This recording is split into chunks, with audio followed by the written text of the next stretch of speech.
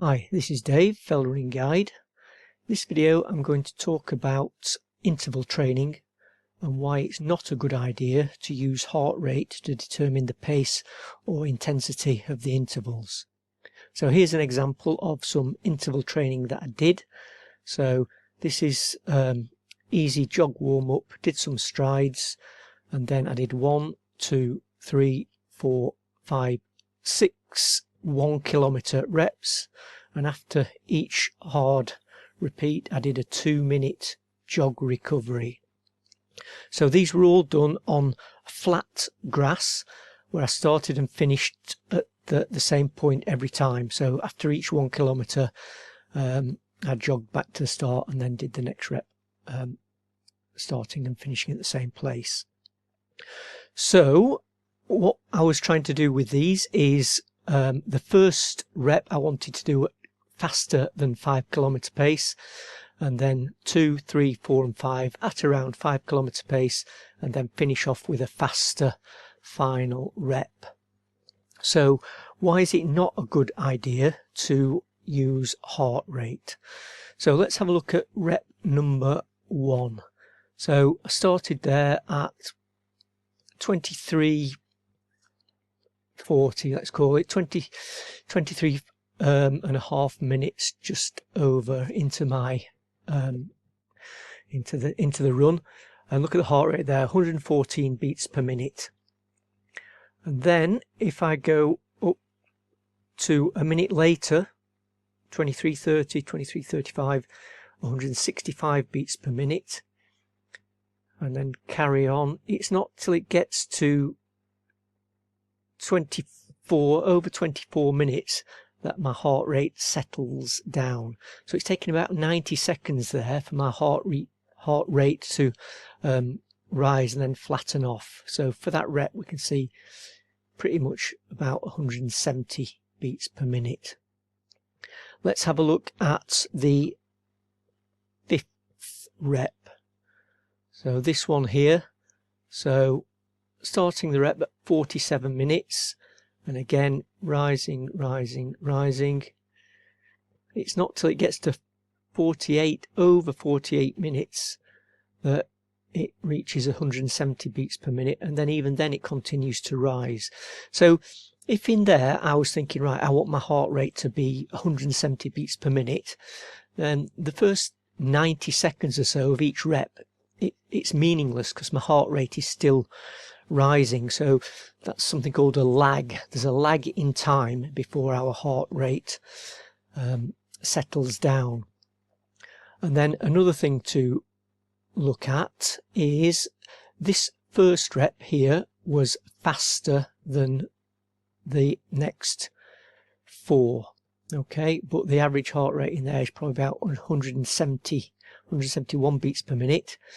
This 4th rep was slower than the first rep, but my heart rate is getting up to 174 beats per minute. So it's starting to drift upwards with each rep. So even though these might be the same intensity, or actually at a lesser intensity than this first rep, my heart rate is higher. So again, if I'm thinking, oh, I want to keep my heart rate at a known reading, 170, 172 beats per minute, then that's not realistic. It's going to drift up even though my effort level feels the same.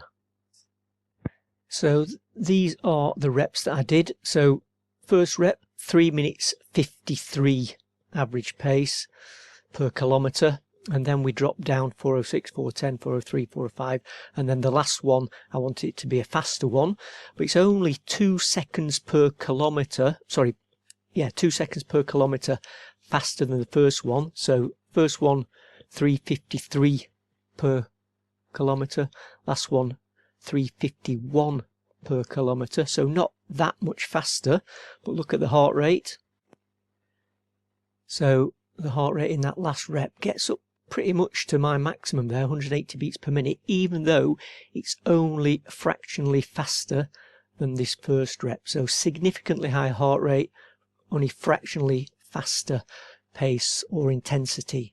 So again, if I was thinking of trying to do my rep by heart rate, then I'd have been wanting to go quite a lot easier in that final rep based on heart rate to try and keep it at the same pace as that one. So that's one reason why we don't go by heart rate, because of the lag and the drift. But there's another reason as well. So if we look at the next chart, so this session was done exactly the same place using the same loop, and this time I was doing 8 reps and I wanted to do them at a slightly slower pace than the previous ones. So 1, 2, 3, 4, 5, 6, 7, 8, again with the 2-minute jog recoveries between them. Now if we look here, looks like the heart rates are all over the place. Oops. Yeah, you can see each rep, we've got these higher heart rates in these two and then lower ones here.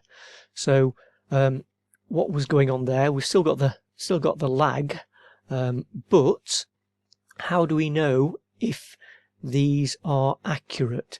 So in this one, look, my heart rate's getting up to 177 beats per minute, even though this was an easier, slower paced rep than the previous ones that I'd shown you.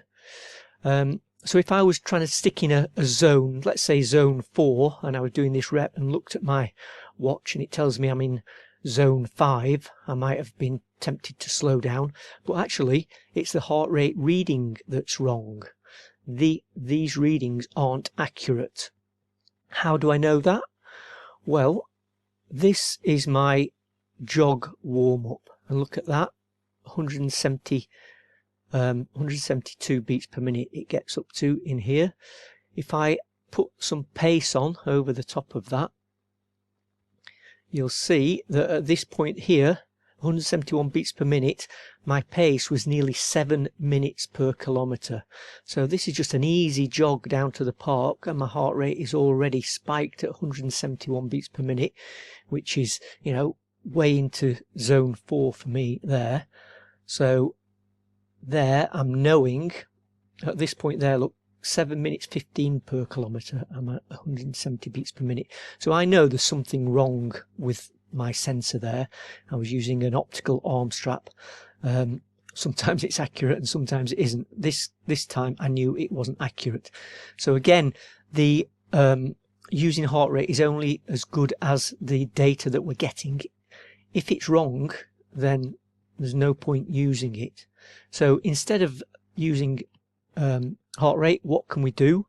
Well, we can use pace. If we're using a flat loop or a track and we're running on the same flat loop every time, we can use pace, and we couple that with perceived exertion or effort.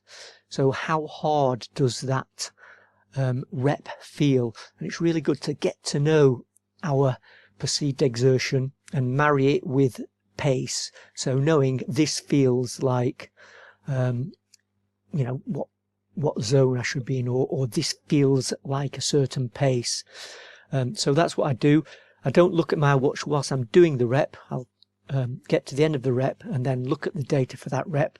And if I know I want to be doing something like 4:15 per kilometre, and then I look at that rep and it's 4:05, I know it's a little bit too fast.